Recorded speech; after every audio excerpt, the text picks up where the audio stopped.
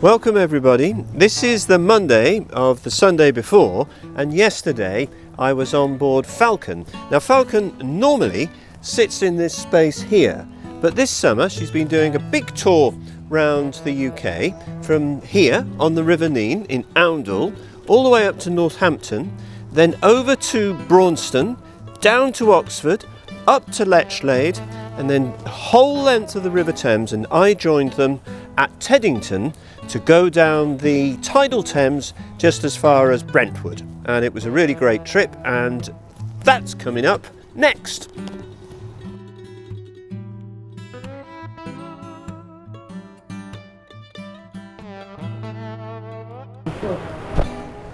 I love lock keepers.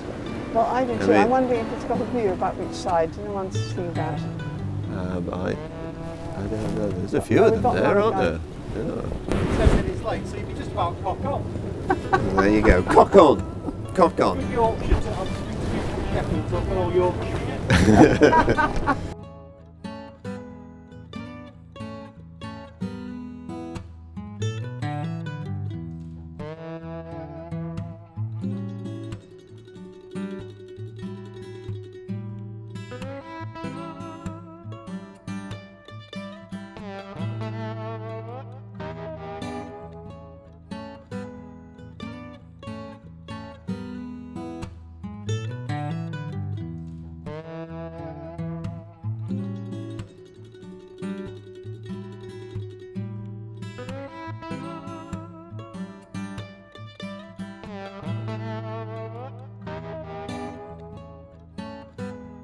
What a lovely way to pass a Sunday morning.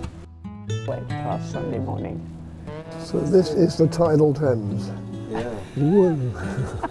I know. Actually, it doesn't really feel that very different to the Not yet. the bit above it. Not yet. No, I think it's but we are. The tide has turned.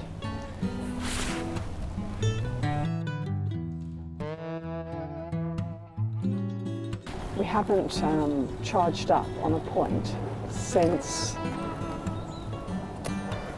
Old Windsor Lock. Yeah. Right, okay. How have you found that on the Thames? What, doing the charging on the lot? They've been good, but it seems very disorganised, I have to say. Yeah. It typically, for a boat this size, should cost you £15.50 Right. To moor and up. charge. Yeah, and charge. Yes. But sometimes they charge you 13, and sometimes they try to charge you 21.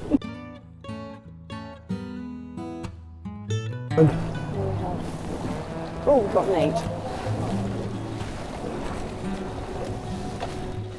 I think the Cox is steering. Yeah. They can. Yes, yeah.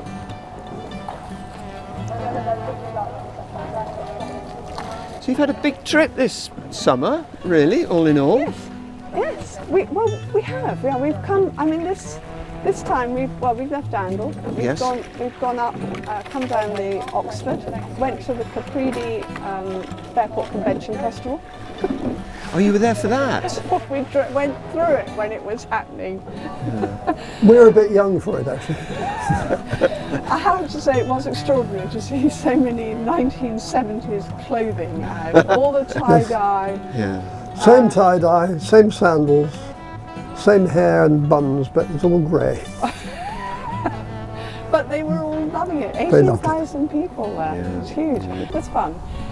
And then we went from Capri down to Oxford and then up to Lechlade, and the Upper Thames is absolutely beautiful. Yeah. It's beautiful and empty. And the most beautiful locks with excellent lock keepers. Yes. And Lovely flowers, and it's all beautifully done. Beautifully done. it's not the north. No, it's a very pretty part of the country. It really is. It really is. The Upper Thames, so above Oxford, you've got manual locks, which are great. Really easy to use. Easy to use, beautifully made. No windlass. But there's quite often a lock keeper there as well. Yeah. Yeah. No, most of the time there is. Yeah. Except when they're having their breaks. Yes. And then they go on to self-serve. Yeah. And you do it yourself.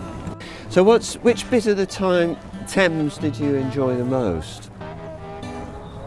actually fascinating going down through Marlow and that part. I mean, just unbelievable houses and Yes. boats. Yeah. Beautiful. You get boathouse envy, don't you? I don't think I've actually had any favourite. I mean, we had some friends on board and we talked about meeting them in Reading, and they said, oh, Reading's not nice. Actually, it's perfectly nice. I mean, everything has been Reading was, lovely. And you go to Reading as a city on a car and you think, well, okay. Yeah. But from the river, it's fantastically nice. Yes. It really is. it's the journey. It's the journey down the river that is the wonderful thing to do. Yeah. Do you know how far it is? What? So you've been at the top and down to here. Do you know how far that is? 100, I think 100 it's miles 130 miles Yeah. from Lechlade to to this port. Teddington, I think, because we saw a signpost at one point and it said 39 miles to Lechlade and 89 That's to right. Teddington. Hmm. So I presume that's Added how it them up. works up. Yep. Add up. Yep. Yeah, no, it's lovely, really lovely. And how's the boat been for you? She's gorgeous. She's gorgeous. Yeah, absolutely gorgeous, yeah. She works so well. The silence is just fantastic. Now we've got a direct drive motor, Yes. you cannot hear it. No. You literally hear the ripples off the bow before you hear the ripples of the. It's extraordinary. And that's coming from somebody who likes noise, because your day job is Corvettes. Yes, with And they're not quiet, are they? Dual exhaust and V8 engines and bypass this and bypass that, and yes, but I love the brake. Well, Eel Pie Island is our next sort of significant Eel thing. Pie. Pie Hotel was where the Rolling Stones and everyone played. And who? And That was the venue. Okay. I like being on my boat, but I also enjoy being in my house as well. Yeah. I think living aboard, it would be quite hard if you didn't have that option to eventually. It's quite an interesting balance. Living aboard was, we hadn't spent that much time really with each other, 24/7, Yes. until we retired, because we were both working and out dashing around doing stuff. Yeah. And we absolutely, after the first long trip we did, it was amazing how much we are actually compatible after 40-something they're years. still compatible after And the odd few decades. I'm probably incredibly annoying, but Polly manages to sort of ignore it. And No, you're very generous. You let me have the tiller. well, but we then had the option to, because after COVID all sorts of things changed, and we had the chance of our daughter and family coming back, and we sort of gave them our main house and Yes. moved into what had been the playroom music room. Right. And that we then tackled and tried to get all the ideals that we found in this boat, Okay. which was simplicity, no clutter, no high-level units, which we both loathe, and no carpets. So it's got solar with underfloor heating. It's all marble floors, polished limestone floors right through, and incredibly well insulated, absolutely insulated. And we are approaching Richmond Bridge, Yeah, and the centre lights are on. the centre lights are on. And we've got. I mean, people have asked us, do you live aboard? I'm not sure that I would be very happy living on here all the time. But that's about our natures, not about the boat. Yes. But one of the things we love is the simplicity of the design. And the trouble is, if you live on board something all the time, where do you put all the clutter that all of us seem to accumulate from season to season, Yes. I think I probably find it a bit hard work living on it in the winter. You've taught me a hell of a lot about decluttering. I mean, I've collected car magazines and model cars and car brochures and books about cars and a vast collection of motorbike books. And actually, I disposed of more or less the whole lot. Because in the end, I wasn't looking at them. Well, it might be a posh place to live, Richmond, but there's a lot of aircraft noise. We thought that about Windsor. Yes. Which I'm How saying. did the Queen allow Heathrow? Because Windsor's the same problem. Indeed, yeah. Well, maybe she was hard of hearing. But they had double glazing.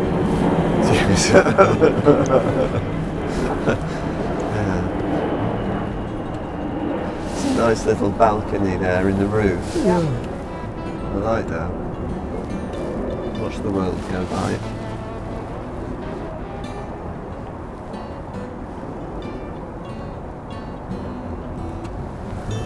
Lovely. I think I'm heading for this one.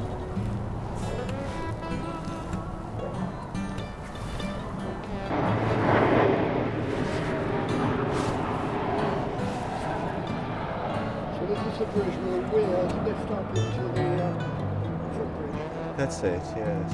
Built in 1895. Really. So, Tim, when you went down, did you leave quite well before high tide? Yes. So we had to, for 2 hours we were going into the tide. Right. So all of this was into Against the it, tide. yeah. And then it got slack water around Putney, Right. and then started racing out. Yeah. And, Rather nerve-wracking, I should imagine. wasn't it? it's well, the river gets a lot narrower by Westminster. Right. And you have a lot of bridges there and a lot of traffic, Huge so traffic. everything happens at a greater speed. Yeah. And it's interesting, and you do need a lot of power. Yeah. And I had at the time a belt drive 10 kilowatt motor, and that was air cooled, so we were really pushing it quite hard, and I had to keep an eye on the temperature. Yeah. But it did get quite warm, but we were within the limits there. Yeah. Yeah.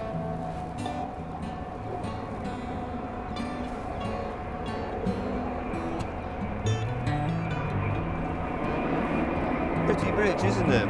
It is. Yeah. Is this? Richmond Lock. Oh, this is Richmond. Oh, okay. Richmond Lock.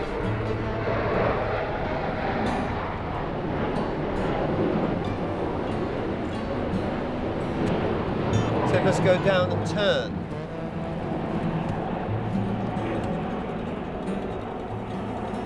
But if okay, that's the lock.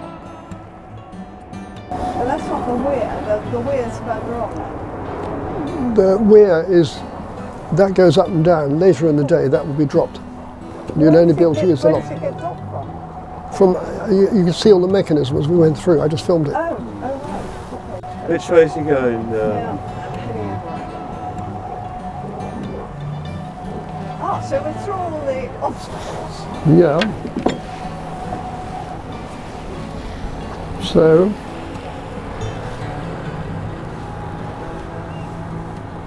we have a mile and a half to go. There you go. The engine's not overheating yet. 23 degrees. Yeah.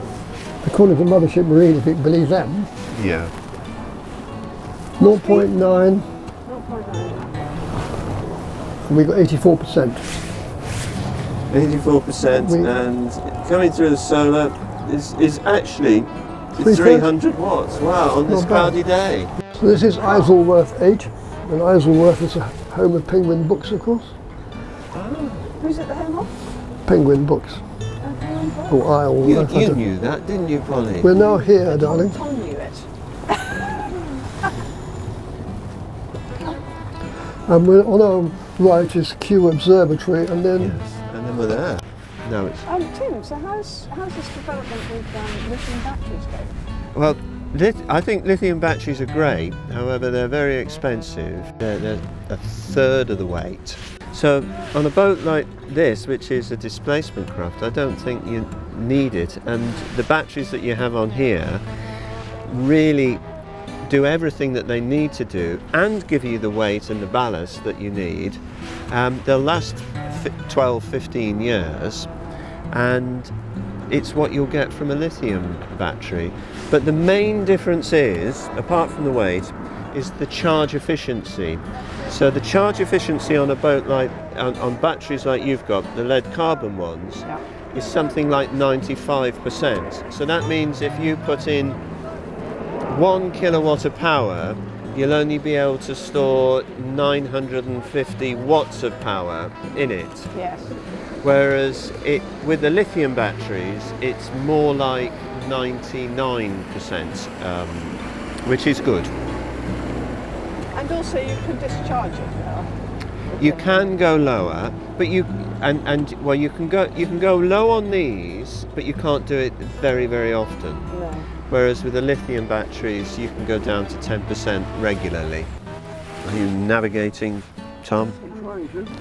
We get some buildings on the left, and that is where we want to go. So it's here.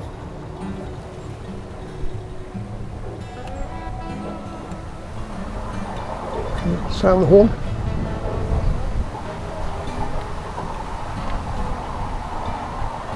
Well, there you go. That was really well done, Polly. Well, I've never finished yet. Yeah, and the tide will take you down, I think. You're fine.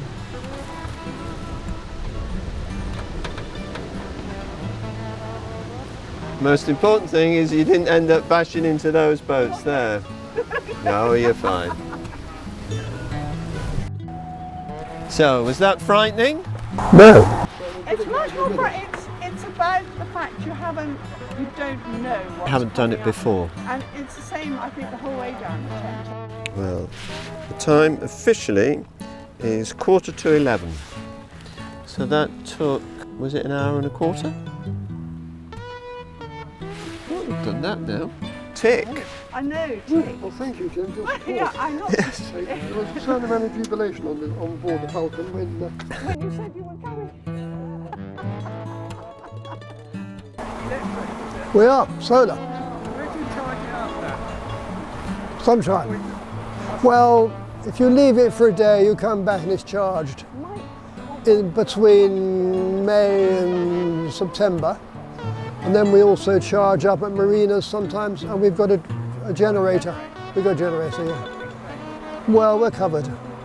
But it's wonderfully to be environmental, but the silence is, it's 90% the silence is wonderful. Noise of some of these diesels is horrendous. It's terrible, yeah. It's got to change, really. But it's Brand new, is it? yeah, the guy in the yellow jacket designed and built it. He's just joined us for the trip down the Thames. So he's a very clever bloke. Mothership Marine from Oundle, which is where we're going back to now, up beyond Northampton.